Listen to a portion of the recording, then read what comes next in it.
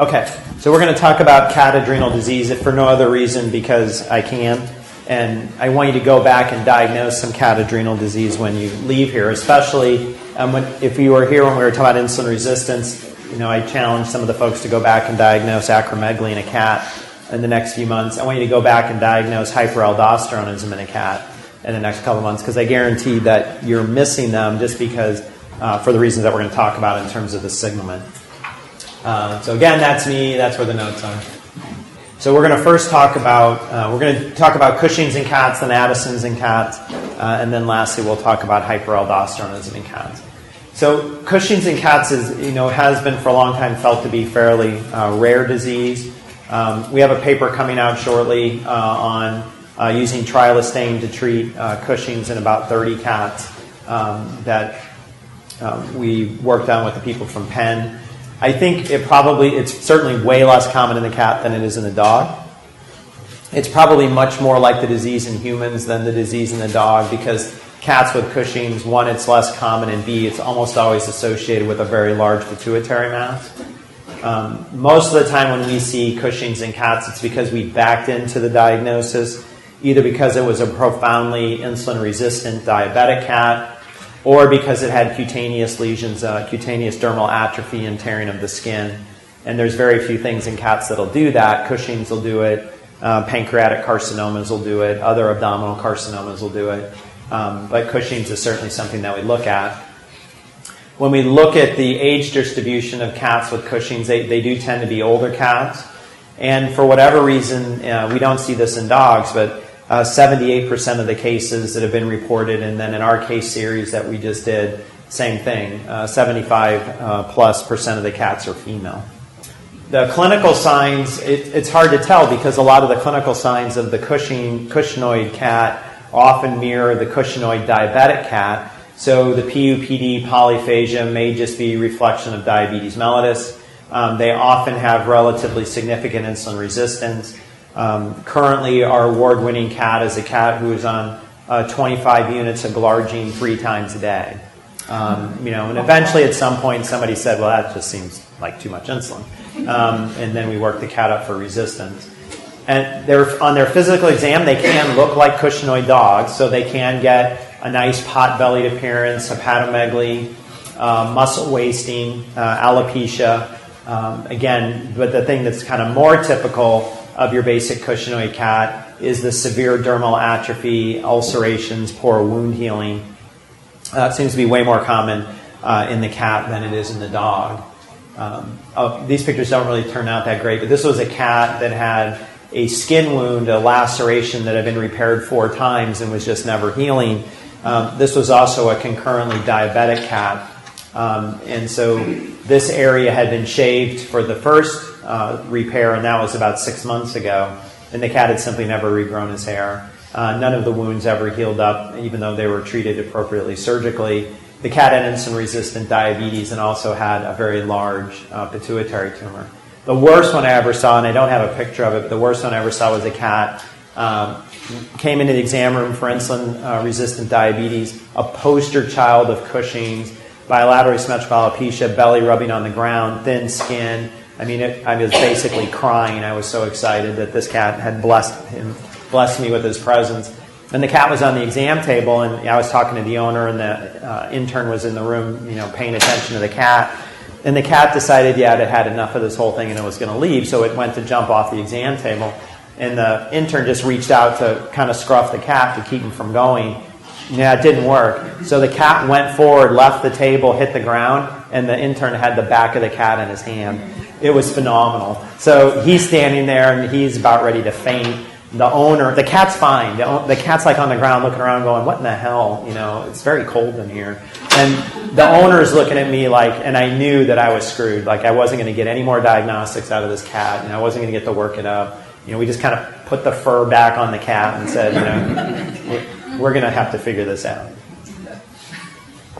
From a laboratory perspective, again, most of these are concurrently Cushingoid, so they're almost all hyperglycemic, hypercholesterolemic, high alk phos in about 30% of the cats. Remember that cats don't have a steroid-inducible isoenzyme like dogs do. So cats with Cushing's and cats on steroids are not going to develop a high alkaline phosphatase.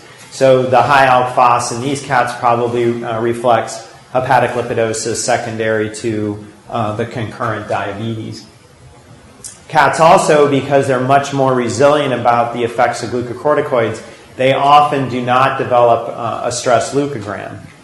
So in dogs, we almost always expect a lymphopenia, eosinopenia. Really don't see that in cats on steroids. And also cats with Cushing's and diabetes tend to have urine-specific gravities that are still greater than 1020, although admittedly, since they can concentrate to infinity, a urine-specific gravity of 1025 may be decreased concentrating ability, or is decreased concentrating ability for a cat. And we should go ahead and routinely culture urines from cats who are diabetic and you think might be Cushingoid, because they will have a very high incidence of urinary tract infections, again because their urine's diluted. Concentrating ability is one of the means by which you kill bacteria, and both of those diseases are immunosuppressive diseases. Similar to the case in dogs, we have lots of tests that we can do, which means that no one test is 100% good in cats. And so we can do some form of a stimulation test, some form of a dexamethasone suppression test. Really don't do much urine-based testing in cats just because it's a pain. In the urine-based testing in dogs is largely based on owner obtaining urine, which for a cat owner is going to be hard. And then there are protocols doing what's called a combination test or a V-test, which is a dex suppression test immediately followed on the same day by an ACTH stimulation test. And I think part of the issue with cats and what test is the best test or which of the tests are superior is that we just don't have papers looking at hundreds of cats with Cushing's.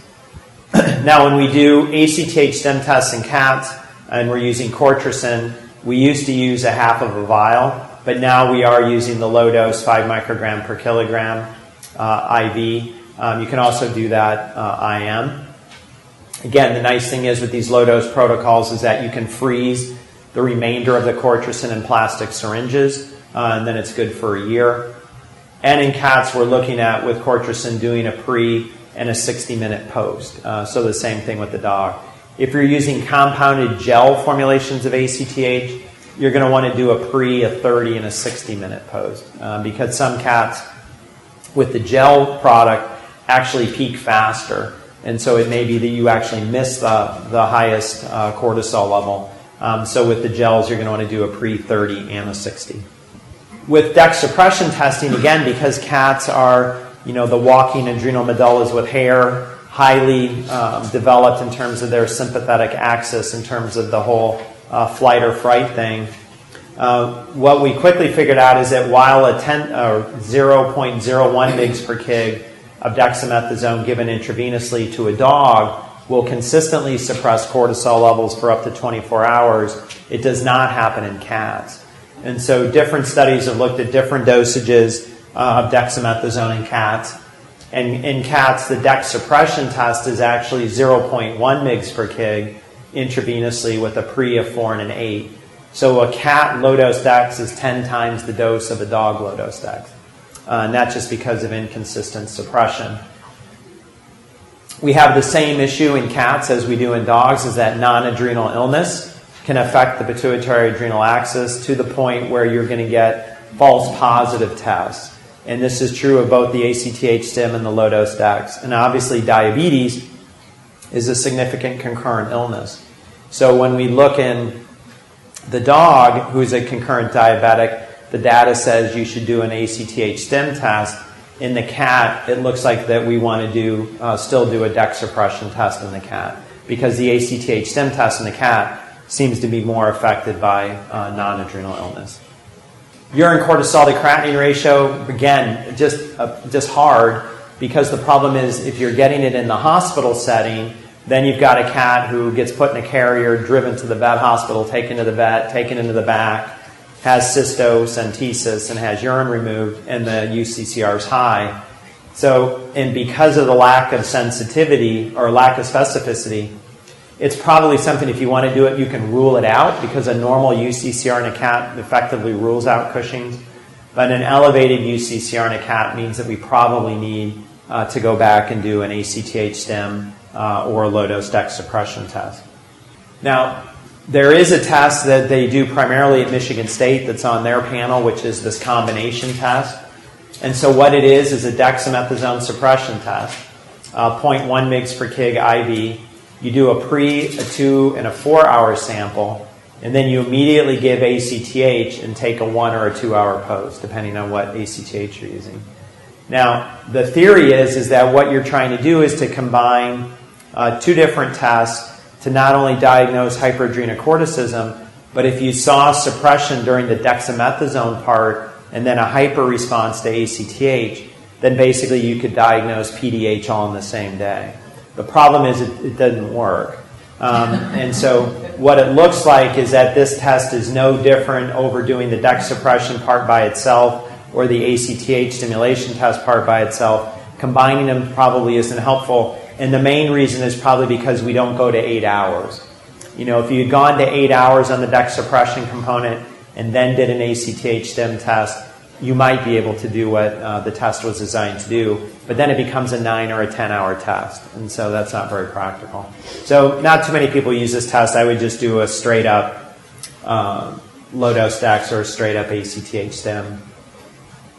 We have the same issue in cats as in dogs. It's about 80%, 85% PDH, the remainder adrenal tumors. You can try and differentiate PDH from adrenal tumors by doing a high-dose DEX, but I would discourage you from doing that. I think that that's probably not the way to go, just because if they didn't suppress on the low, they're probably not going to suppress on the high.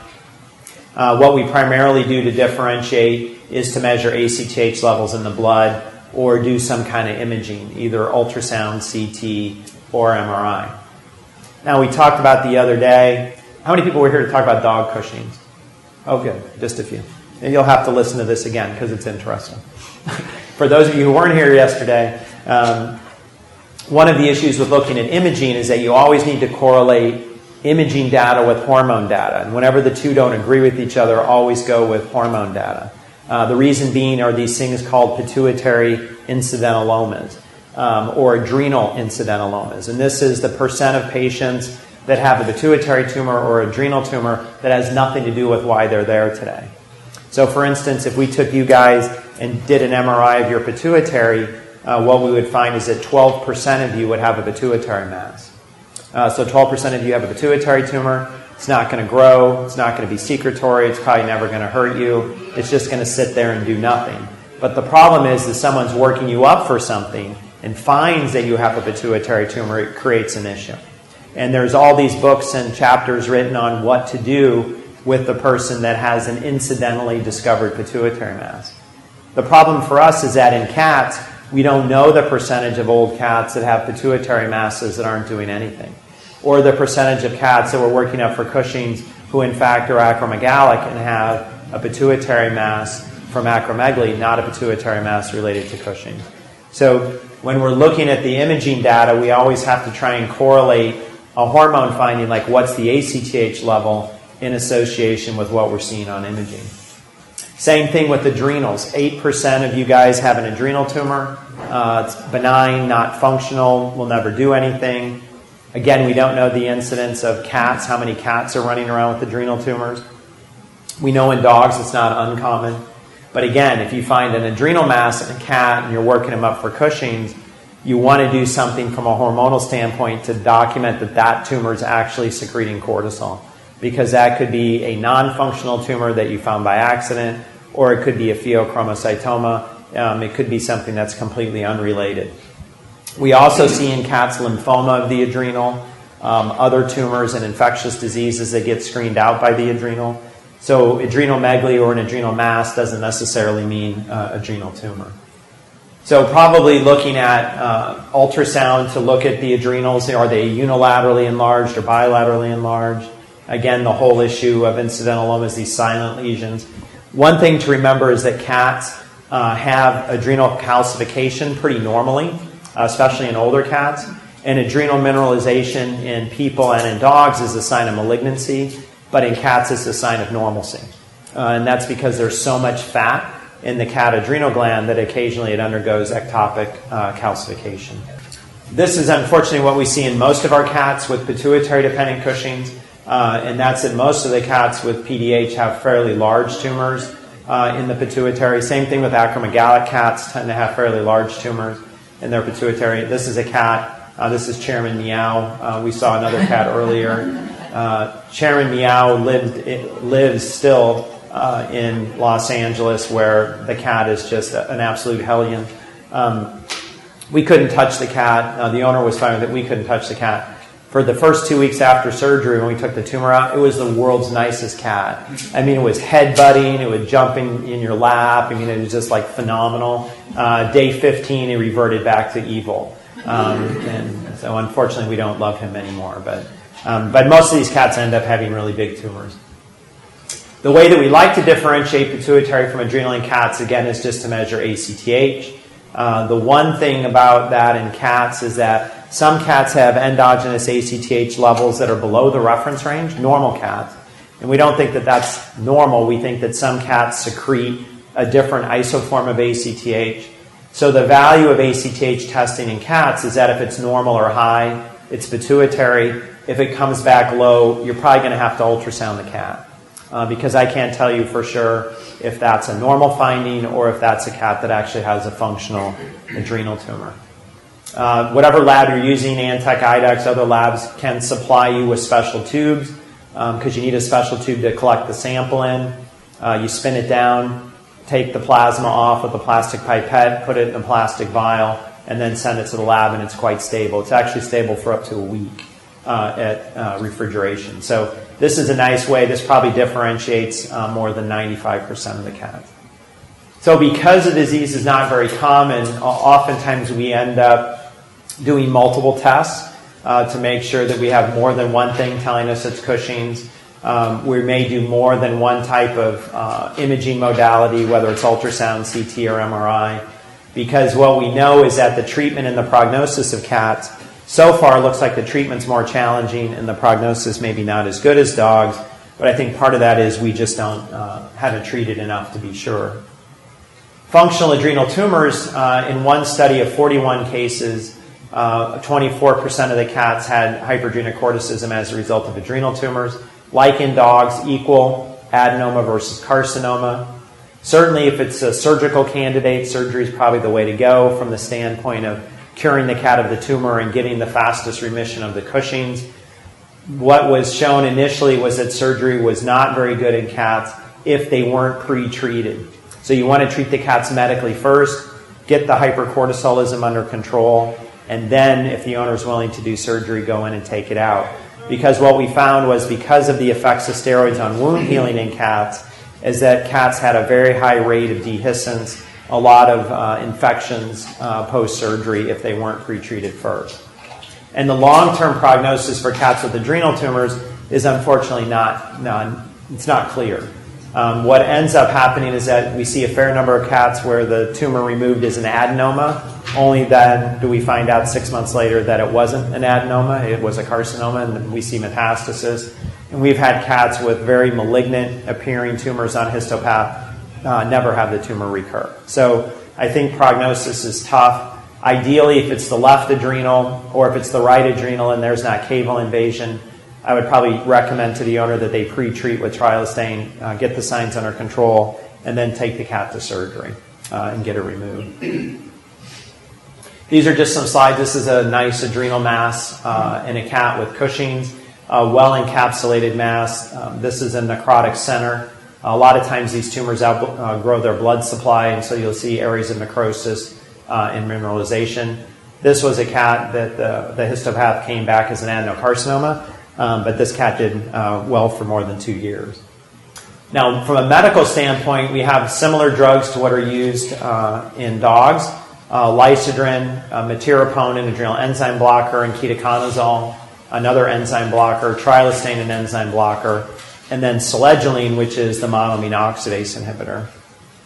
I think that the data pretty much shows that ketoconazole is not effective for whatever reason in the cats. While ketoconazole is a potent blocker of adrenal steroid synthesis in dogs, it is not in the cat. And so while there have been some isolated case reports showing some improvement in clinical signs on ketoconazole, their ACTH stim tests still look bad. So I would say that it's probably not a good choice. It doesn't block cortisol production, and there are side effects in terms of hepatotoxicity and thrombocytopenia. So probably I would skip that one. Metirapone is a very good blocker of cortisol production in the domestic shorthair cat. The problem with metirapone is that it is twice a day to 3 times a day. Its duration of action is very long. You have to monitor them with ACTH stim tests to see where you are. It does not cause electrolyte abnormalities, so we don't usually have to look for that. But the issue with metirapone is that the longer they take it, both cats and humans, the less efficacious it becomes over time. And we think that what happens is that as you lower the cortisol levels with the metirapone, you're raising ACTH levels, which cause further adrenal hyperplasia. And eventually, the amount of hyperplasia is so severe that the adrenal enzyme blocker doesn't work.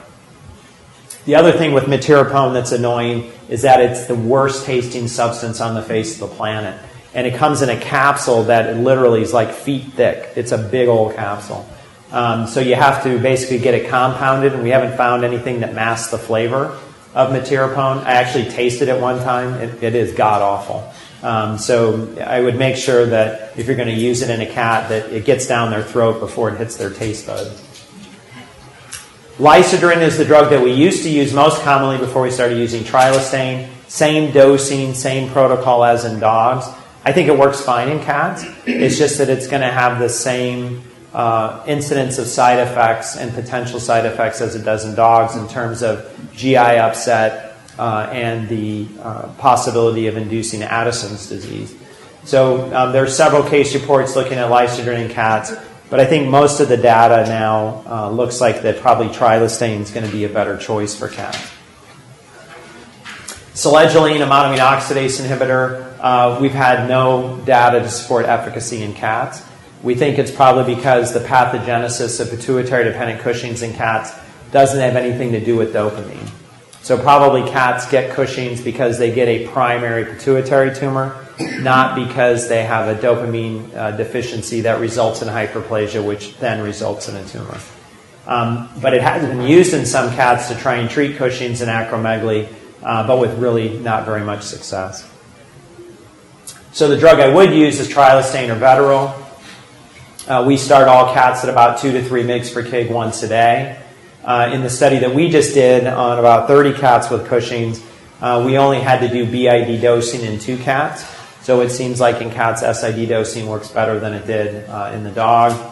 And we want their pre- and post-cortisols on the trilostane to be less than 6 micrograms per deciliter, which is lower than the dog recommendation. So it looks like to get control of the signs of the Cushing's in the cats, we're going to have to push them a little bit harder than we push the dog. Usually, too, what this means is that your basic cat's going to be on a 10 milligram tablet of Veterol. And if you have to go lower than that, and you're going to have to use compounded trilostane, just remember that there's a lot of variation in trilostane from compounding pharmacies in terms of how many milligrams are actually there. So you may not see as good of control because 1 month you may be getting 4 milligrams, 1 month you may be getting 15 milligrams. So if you can try and dose them to a size that fits the Veterol commercially available product, that would be great. And for most cats, that'll fall in that 10 milligram size. Surgery, people have done, there's one study doing bilateral adrenalectomy as a way to treat PDH. That's sometimes done in humans where the pituitary tumor can't be removed and they're not responding to adrenal enzyme inhibitors. They'll do a bilateral adrenalectomy, which certainly gets rid of the hypercortisolism. The problem with bilateral adrenalectomies in people is that it can predispose to something called Nelson syndrome. And that is when you take out both the adrenals and your cortisols are low, you get really high ACTH levels, which actually cause growth of the pituitary tumor. So the pituitary tumor can actually get much larger, much faster following adrenalectomy. And so a lot of the human patients that undergo bilateral adrenalectomy also undergo prophylactic pituitary irradiation to prevent that from happening. What happened in the cats that underwent bilateral adrenalectomy was nothing good. 3 of the 9 died within 2 months, all of infection. Median survival was only 5 months. And again, If for whatever reason you're at the point where you're thinking about pulling out the adrenals, the first thing I would tell you is you probably are genetically wired differently. Maybe you like surgery and that's your answer to everything. If you're going to do a bioadrenalectomy, I would tell you treat them with trilostane first. Make them fail that first, or at least try to control their hypercortisolism before you go in and remove both the cat adrenals.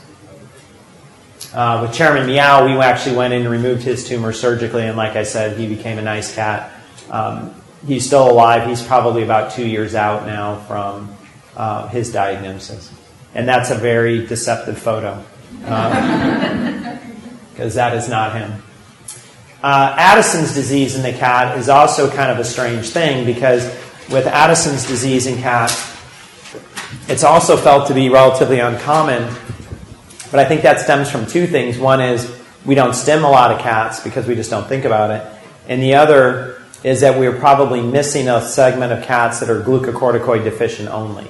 And so because they don't have electrolyte abnormalities, we don't think to do an ACTH stim test. So it largely can go unsuspected. We don't really know the incidence of isolated glucocorticoid insufficiency. It tends to occur in middle-aged cats, which is typical of canine Addison's. Male versus female being equal is unusual in the dog because it's mainly a female disease in the dog. And it's been reported most commonly in mixed breed cats and not so commonly in purebred cats, but again, I think it just reflects the number of cases that are being reported overall. This is the biggest problem with diagnosing Addison's in a cat. These are the most common clinical signs. They're lethargic, they don't want to eat, they puke every once in a while, they're losing weight. It's every single cat that comes into a veterinary hospital. So basically all cats are Addisonian. The main thing, though, that gets you to think about Addison's a little bit more strongly is that these are cats where the symptoms wax and wane. So they're good for a few days, and they feel bad for a few days, and they're good for a month, and they're sick again. Keeps going back and forth, especially cats that are doing this back and forth thing. And when that happens, they're getting azotemic. And if you have cats with recurrent bouts of azotemia that respond really well to fluid therapy, that's very unusual for chronic renal disease in the cat, but that's very consistent with Addison's. So if you have a cat that has a really good response to IV or sub-Q fluids, or somebody gives the cat a little dose of steroid because they don't know exactly sure what's wrong with it, it's okay to give them a little steroid, and the cat feels fantastic after that and then starts to feel poorly again, those are cats where I'd want to bring them back and do an ACTH stimulation test on them. On physical exam, pretty nondescript stuff. If they're in a full-blown Addisonian crisis, then certainly you can see hypothermia, shock, hypotension, and hyperkalemia and arrhythmias. Most of the time what we're seeing, though, is just a really sick, flat-out, dehydrated cat. And the duration of symptoms is median is 14 days. This actually should be 100. The range goes from 5 to 100 days. And these are the cats that are just doing the up and down, and then eventually they come in flat out because they come in an Addisonian crisis. If we look at their laboratory abnormalities, very similar to dogs, hyponatremia and hyperkalemia. Sodium-potassium ratio is less than 24. This can also, though, be seen in cats with third spacing, so cats with pleural effusion, cats with peritoneal effusion, especially chylothorax or chyloabdomen, can result in sodium-potassium ratios like that. And then where we tend to get led astray is the presence of azotemia, because these cats are sick, they're azotemic, they have dilute urine, so then they get diagnosed with renal failure. And again, the thing that would make you think, well, maybe it's not renal failure, is when you come in the next day, after putting the cat on IV fluids, the azotemia is resolved. So again, rapidly resolving azotemia in a dog or a cat, one of the things we should always think about is it Addisonian? 25% of dogs develop hypercalcemia with Addison's. Seems to be very rare in the cat. There's only been one case report of a cat that was hypercalcemic. Not sure that cat was hypercalcemic from Addison's, because it may be that cat had idiopathic hypercalcemia from GI absorption. That cat was treated with steroids, which is the treatment for that disorder anyway. So it may be the hypercalcemia resolved simply from the prednisone and not from treating the Addison's. Same thing, stim test, Cortrosyn, IV, IM, pre and a 60-minute post. And what we should see is 0 and 0. You know, most of these cats, they have no amount of cortisol at rest and 0 amount of cortisol post-stimulation. Treatment options for mineralocorticoid replacement. Acutely, we do DOCP because they're sick and they're not going to take oral meds. Chronically, you can use either one, Florinef or DOCP. The nice thing about DOCP, it's better at controlling the electrolytes than Florinef is. The other nice thing about DOCP is that if you're giving it or the owner's giving it, then we know that they're always getting their mineralocorticoid. Otherwise, with Florinef, they have to take it twice a day forever, which can be an issue. The other difference between these is that Florinef has glucocorticoid-like properties. So many cats and many dogs who are on Florinef don't need to take a supplemental glucocorticoid, but they do need to take a supplemental glucocorticoid during times of stress. So if the cat gets sick for any reason, we supplement them with steroid. If the cat's going to have an elective anesthetic procedure, we supplement them with exogenous steroids for 1 or 2 days before and 1 or 2 days after. DOCP has no glucocorticoid-like activity, so cats on DOCP need to take a supplemental steroid in order to get rid of the signs of glucocorticoid insufficiency. And typically that means we're going to give them 1.25 to 2.5 milligrams per day of prednisone, or we're going to give them 10 milligrams once a month of methylprednisolone acetate. If at all possible, I'd probably try and do daily pred, only because it allows us better to titrate the dose. And I think as the methylprednisolone tapers off, the cats tend not to feel that well.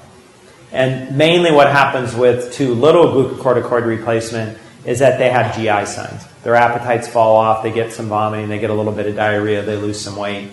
The main effects of the steroid are going to be on the GI symptoms. Now, the disease that I want you to go home and diagnose is hyperaldosteronism. So, hyperaldosteronism, the incidence in cats, I think is unknown, but what we're seeing is that the incidence going up because every few months somebody's publishing studies on hyperaldosteronism in cats. So we are getting an increased awareness of the disease. Typically, these are geriatric cats, and it may be a component of multiple endocrine neoplasia. So these are cats that have already been diagnosed with one endocrine tumor. So they were diagnosed with hyperthyroidism, and now they're being diagnosed with hyperaldosteronism. Or they are diagnosed with Cushing's, and now they're being diagnosed with hyperaldosteronism. So it can be a genetic defect that involves multiple endocrine tissue. And the classic clinical signs of a cat with hyperaldosteronism are weakness, lethargy, anorexia, and when their potassiums get really low, they develop cervical ventriflexion of the neck. And there's really only 2 things that we know about that'll do that in a cat. One is hypokalemia, and the other is thiamine deficiency. So if we have a cat with cervical ventriflexion, certainly we're going to want to measure his electrolytes right away. But that's one of the hallmarks of this disease, is that as potassium gets low and nerve conduction drops off and the polarity of the nerve and muscle junction goes away, that muscle weakness is going to be profound. Physical exam is usually boring because you're not going to really see anything or feel anything on physical. It's mainly in the laboratory area where we pick up or think about hyperaldosteronism, or where we forget about it. And that is, most of these cats are going to be hypokalemic. It can be quite severe with potassiums of less than 2.5. The thing I think that confuses people is that the sodiums are usually normal. And I think that, with Addison's and hypoaldosteronism, we can make sense of hyperkalemia and hyponatremia. And so we would expect with hyperaldosteronism that they would be hypokalemic and they'd be hypernatremic because of the sodium retention. But what happens is the kidney's really smart, and so with the hyperaldosteronism and you're getting sodium retention, it's going to pull free water. So as long as the cats are drinking, you're going to see the vast majority of these patients have a normal sodium concentration. If they quit drinking, then certainly we'll see their sodiums go up. The other thing that can be seen, and this is sort of the triumvirate of symptoms, is that they're hypokalemic, they have a high CK, and they're very hypertensive. And the reason they have a high CK is because of the hypokalemia causing muscle necrosis. And hypertension is very common with hyperaldosteronism because of the effects of aldosterone on arterial vasoconstriction and on blood volume. How high will that CPK be? How what? How high will that CPK be? Oh, it can be in the 10 to 20,000. Yeah, I mean, it can be screaming high. And some of these cats with severe hypokalemia and really high elevations in CK, it hurts. They're very painful when you palpate their muscle groups. So when we're looking at hyperaldosteronism and all the things that can go wrong, this is kind of a good spot just to review what is happening here with the renin-angiotensin system. So what happens is that it kind of starts with your kidneys secreting renin in response to decreased renal perfusion. So in response to decreased renal blood flow or hypotension, the kidney secretes renin. Angiotensinogen, which comes from the liver, undergoes an enzymatic reaction with renin to become angiotensin 1. Angiotensin 1, as far as we know, doesn't really do anything. Angiotensin 1, though, as it flows through the capillaries in the lung, undergoes an enzymatic reaction with ACE, angiotensin converting enzyme, which converts it into angiotensin 2. And angiotensin 2 does lots of things. So angiotensin 2 increases sympathetic tone, which will raise heart rate and blood pressure. It'll cause increased tubular resorption of sodium and chloride and potassium in water, or potassium excretion. There'll be secondary water retention because your kidney, as it resorbs the sodium, wants to pull water with it. Angiotensin 2 will go down and stimulate the release of aldosterone from the adrenal, which then will go up and further enhance tubular sodium resorption. It also causes very potent arterial vasoconstriction to raise blood pressure, goes to the brain, stimulates the release of antidiuretic hormone, which causes increased water retention as well. So the net effect is water and salt retention. Your circulating blood volume increases, and as a result of that, perfusion of the juxtaglomerular apparatus increases, which shuts off further production of renin. What happens in these cats is that the whole system gets messed up because there ends up basically being two primary causes of hyperaldosteronism in cats. One is due to what's called in people as Conn syndrome, which is a unilateral adenoma or adenocarcinoma of the adrenal gland. Rarely in people you can see a primary form of hyperaldosteronism that is due to bilateral adrenal hyperplasia, and it can be dramatic. The hyperplastic adrenal glands actually look nodular on ultrasound and on histology. And these patients are characterized by really high aldosterone levels with low to normal renin activity. And this is important because when you're looking at aldosterone, it depends on what is a high aldosterone associated with high renin or high aldosterone associated with low or normal renin. This disease, Conn syndrome, adrenal tumors resulting in this syndrome of hyperaldosteronism, obviously was discovered by Dr. Conn. The trivia fact of the day that you probably don't want to know is that my dad was diagnosed with Conn syndrome and an adrenal tumor when he was 32, and his doctor was Dr. Conn. So I actually met the guy. I don't remember it at the time, but now I do, and now I worship him because he carved this thing out of my dad. And my dad's still alive 50 years later. But he was one of the first patients in his case series on hyperaldosteronism. And they couldn't figure out why my dad was so hypertensive and so weak and having muscle problems and stuff. It was quite bizarre. So with secondary hyperaldosteronism, what happens is that your renin levels are normal to high. And this is anything that causes decreased renal blood flow, hypotension, decreased perfusion of the kidneys. So congestive heart failure, renal disease, GI disease, liver disease. And so this is associated with elevated aldosterone because renin is motivating the system to get you to secrete aldosterone. What both of these things lead to is increased potassium excretion in the urine, lowering total body potassium. Remember that when you're hypokalemic on a blood panel, your total body potassium is insanely depleted because your body's going to try and maintain plasma potassium. And so if your plasma potassium can't be maintained, you've already moved all the potassium outside of your cells. That's a severe total body depletion. Increased sodium absorption leading to higher circulatory volume because of increased water resorption. Increased renal tubular bicarb transport and hydrogen ion loss in the urine, which results in a metabolic alkalosis. And in cats, we can see profound muscle weakness, and in cats, retinal detachment secondary to hypertension. And sometimes that's the first symptom. of the disease in a cat is a cat who comes in acutely blind with retinal detachment. Now, the way that we can diagnose this is first from a hormonal standpoint, and we send these to Michigan State, is by measuring aldosterone level, and typically these things are insanely high. So their aldosterone levels are commonly greater than 2,500, where up to 400 is considered to be normal. What we don't have in the U.S. is a consistently reliable way to measure renin. Renin's very hard to measure in all species. You really don't measure renin. You're measuring renin activity.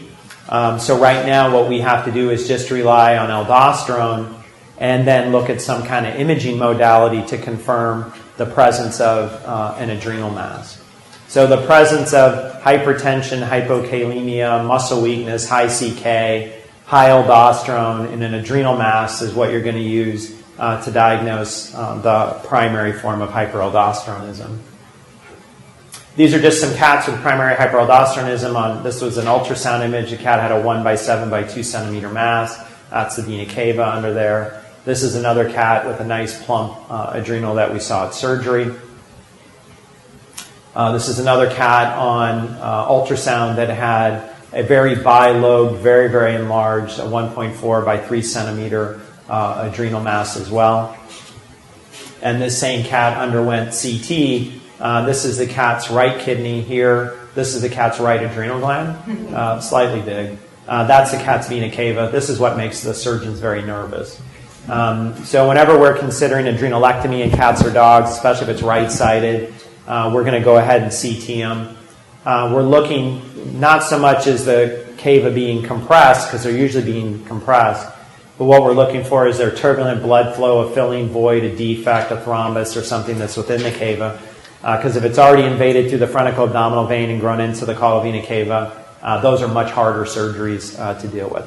You can go in, you can do a venotomy, remove the tumor, remove the thrombus, sew the cava back together. It makes surgeons very cranky to do that sort of thing. So they like to have as much imaging data as possible. So the treatment of choice for a cat with a unilateral adenoma or carcinoma, and there's no evidence of metastasis, would be to go ahead and take the cat to surgery and do an adrenalectomy. You get rapid resolution of the hyperaldosteronism, rapid resolution of the hypokalemia and hypertension. However, in cats that are not felt to be good surgical candidates, we can manage them for quite a while medically, when usually what we're doing is oral potassium supplementation in conjunction with spironolactone, which is an aldosterone antagonist and also a potassium-sparing diuretic. And then if we are also treating concurrent hypertension, then we'll usually put them on a calcium channel blocker like amlodipine.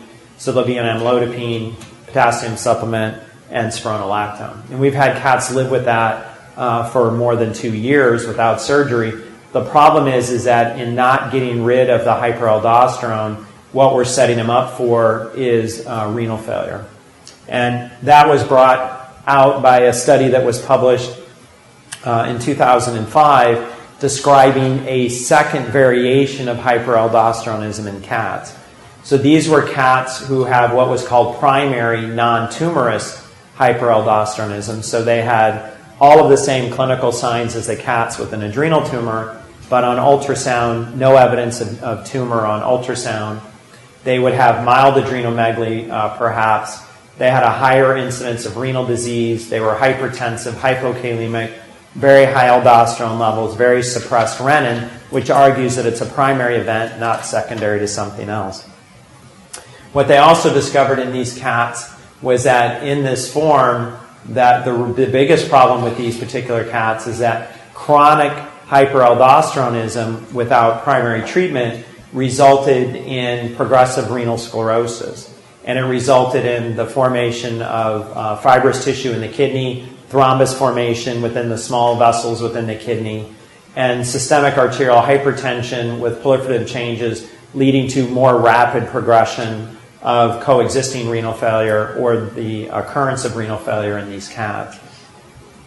So what they initially described, and we've seen this as well, are 11 cats that presented with hypokalemia, muscle weakness, retinal detachment. 3 of these cats had a normal BUN and creatinine at admission, but later progressed to azotemia. 8 of the cats were azotemic at first examination. In these cats, as they treated them medically for their disease, and as the cats died off, they found that adrenal hyperplasia was present on 3 of the cats. And when they did histopath of 4 of the cats at necropsy, they all had severe glomerular sclerosis. And one of the concerns with hyperaldosteronism is that hyperaldosteronism leads to remodeling, vascular remodeling, not only of the heart, which is one of the contributors behind heart failure, but also to remodeling and sclerosis and intrarenal hypertension in the cat. And it looks like the tumorous form, the unilateral adrenal tumor form, leads to more complete suppression of renin and less kidney damage than the cats with this idiopathic bilateral disease, where they have incomplete suppression of renin, which together with hyperaldosteronism leads to progression of renal disease. And so the reason why we bring these up is that I think that what you should probably want to do is, again, when you go back and you start looking and seeing cats that come in with azotemia, hypokalemia, and hypertension, is don't just assume it's renal disease or primary renal disease. I'd probably start measuring aldosterone levels in those cats and see if how many of the cats have aldosterone levels that are high, image the cats, and even if the owner's not interested in treating the cat primarily with surgery to treat it, one of the things that we're looking at doing is treating these cats with spironolactone as an aldosterone receptor antagonist. And the reason that we're looking at that is this was a paper that was published a few years ago in humans, but in patients who had primary hyperaldosteronism, where they did not undergo surgical treatment, the group that was treated with spironolactone lived significantly longer than the group that did not take spironolactone. And so I think that in these cats that have the primary non-tumorous form of the disease, it's very important to probably get those cats on spironolactone to not only help control the blood pressure and control the potassium, but basically to block the effects of hyperaldosteronism. That's the guy, that's Dr. Kahn, the guy who carved the tumor out of my dad. Also, you probably participated in the 50th anniversary of the discovery of aldosterone. I don't remember seeing any of you at the party. It was a grand time as well. And aldosterone's been linked to all kinds of evil. There's a lot of evidence now that humans and dogs and cats with congestive heart failure should probably take spironolactone, not as a diuretic, but as a protective effect against further sclerosis of the heart and of the kidney. All right, does anybody have any questions? Yes? So should we be putting chronic kidney cats with spironolactone? Well, I think that, that begs that question. And we've had this conversation with renal people, and I think that the answer to that question, the real answer is we don't know. My guess answer is probably yes, especially and certainly if they have aldosterone levels that are elevated. I would be very much inclined, spironolactone is very safe. I think it's a reasonable thing to consider doing in cats that are hypertensive, hypokalemic, have renal disease, and their aldosterones are elevated. I would just put them on it and see. But I think that that's something that people are actively looking at. There's enough cats now being found that have elevated aldosterone that someone could probably do a prospective study and look at survival. And I think what you're probably looking at is a study very similar in cats to like looking at a calcitriol placebo effect or an ACE inhibitor placebo effect in cats with chronic renal disease. I don't know why we couldn't do a spironolactone placebo in cats with chronic renal disease. Yeah. How low is the potassium? Is it down to 2 and lower? It'll be low in virtually 97% or so of cats. It gets profoundly low below 2.5 in about 10% of cats. Okay, and if you treat the cat with potassium supplements, do you expect the cat to respond to Yeah, that? should feel much better. Okay. Yeah, I mean the cat will feel way better. They need emergency IV potassium in that setting. But once you control their potassiums with IV supplementation and start them on oral, you can usually regulate their potassium by giving them oral potassium supplements and spironolactone, and control their blood pressure with amlodipine if spironolactone by itself isn't going to control it, which most of the time I think doesn't. I think they need to be on a calcium channel blocker. Can they have this in the absence of high blood pressure? By definition, no. So by definition, you have to be hypertensive and hypokalemic and have elevated aldosterone to fulfill this. Yeah. But I think that what's happened in the past is that we found a lot of renal failure cats with hypokalemia and hypertension, just attributed it all to kidney disease. Yeah. Yeah. How do you follow up on your Cushing's cats that you put on trellis? ACTH stem test, 4 hours When post. do you start? Yeah. 2 weeks out? When does it?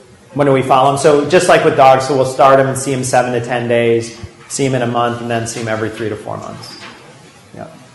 Same protocol, still check their electrolytes just like we do in dogs. We didn't really see much in the way of electrolyte abnormalities, but I think that's because that adrenal cascade that I showed the other day for the pathways, that's dog and human. Not sure it's the same in cats. So we don't know if the same enzymes are in place and at what level the enzymes are in the cat. So we didn't really see much in the way of electrolyte changes in cats, but for now we tell people you should monitor it so we know that it doesn't do it. Or until some cat goes permanently out of sodium. Then I'll say, see, I told you. You should have monitored it. Okay. All right. Thank you very much.